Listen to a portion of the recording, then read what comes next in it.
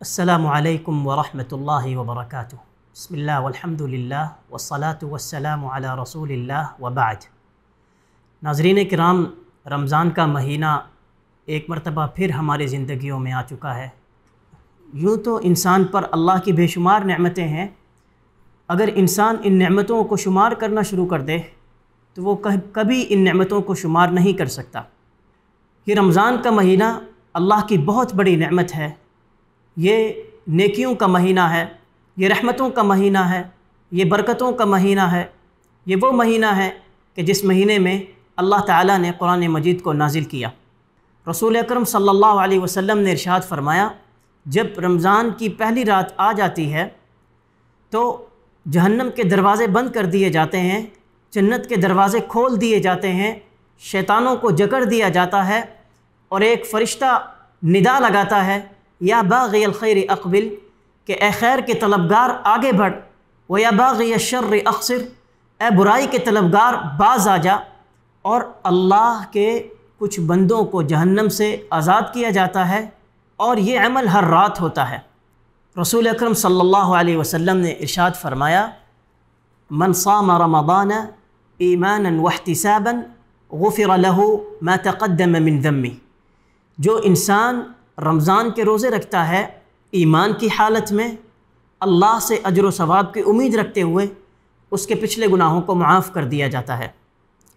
ہمیں اپنے ارادے کو مستحکم کرنا ہے، رمضان کو بھرپور طریقے سے ادا کرنا ہے، اور کوشش کرنا ہے جس طرح اللہ کے رسول صلی اللہ علیہ وسلم رمضان میں عبادات سر انجام دیا کرتے تھے، ہم بھی اسی طرح ان عبادات کو ادا کریں۔ اور یہ عبادت اور اس کی طلب ہماری زندگی میں کس طرح داخل ہوگی، اس کی مثال اللہ کے رسول صلی اللہ علیہ وسلم کے صحابہ کی زندگی سے لیتے ہیں۔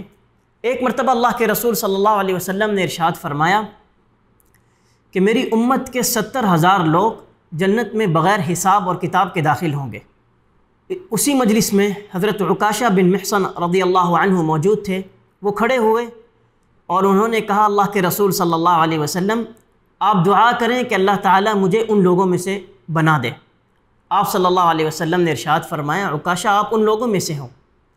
ایک اور صحابی کھڑے ہوئے، انہوں نے کہا، اللہ کے رسول صلی اللہ علیہ وسلم میرے لیے بھی دعا کریں۔ تو آپ صلی اللہ علیہ وسلم نے ارشاد فرمایا، سبقک بہا عکاشہ، عکاشہ تم پر سبقت لے گیا۔ اس سے یہ معلوم ہوا کہ صحابی کی طلب اور ان کی سچے حرص کی وجہ سے وہ اپنے دوسرے صحابی پر سبقت لے گئے۔ اللہ تعالیٰ بندے کے دل کو دیکھتے ہیں، اس کے اعمال کو نہیں دیکھتے۔ رسول اکرم صلی اللہ علیہ وسلم نے ارشاد فرمایا، ان اللہ لا ينظر الى صورکم واجسامکم، کہ اللہ تعالیٰ تمہاری صورتوں کو اور تمہارے جسموں کو نہیں دیکھتے، بلکہ اللہ رب العزت جو ہے وہ تمہارے دلوں کو دیکھتے ہیں۔ جس قدر طلب سچی ہوگی اسی قدر عمل اللہ کو انتہائی محبوب ہوگا، اسی قدر اللہ تعالیٰ اس عمل کو قبول کریں گے۔ رسول اکرم صلی اللہ علیہ وسلم نے ارشاد فرمایا کہ 1 درہم 1,00,000 درہم پر سبقت لے گیا۔ صحابہ رضوان اللہ علیہ مجمعین نے سوال کیا کہ اللہ کے رسول صلی اللہ علیہ وسلم کس طرح 1 درہم 1,00,000 درہم پر سبقت لے گیا؟ آپ صلی اللہ علیہ وسلم نے ارشاد فرمایا، کل 2 آدمیوں نے صدقہ دیا، ایک آدمی کے پاس 2 درہم تھے، اس نے 1 درہم اللہ کے راستے میں خرچ کر دیا۔ دوسرے آدمی کے پاس بہت زیادہ مال تھا، اس نے اپنے مال میں سے کچھ حصہ اللہ کے راستے میں صدقہ کر دیا۔ تو اس سے پتہ چلتا ہے کہ انسان کے دل میں جس قدر سچی حرص ہوگی اور محنت ہوگی اسی قدر اس کا عمل جو ہے اللہ کے ہاں قبول ہوگا۔ تو ہمیں چاہیے کہ اس رمضان کے مہینے میں زیادہ سے زیادہ عبادات کریں اور زیادہ سے زیادہ نوافل کا اہتمام کریں۔ وہ عبادات قرآن کی تلاوت کی صورت میں ہو، صدقہ اور خیرات کی صورت میں ہو، گناہوں سے استغفار کی صورت میں ہو، کثرت اذکار کی صورت میں ہو۔ الغرض ہر نیکی کے دروازے کو ہم نے کھٹکھٹانا ہے اور نیکی کو سر انجام دینا ہے۔ اللہ سے دعا ہے کہ اللہ تعالیٰ اس رمضان کو ہمارے لیے بابرکت بنائے اور اس رمضان میں ہمیں زیادہ سے زیادہ نیکی کرنے کی توفیق عطا فرمائے۔ والسلام علیکم ورحمۃ اللہ وبرکاتہ۔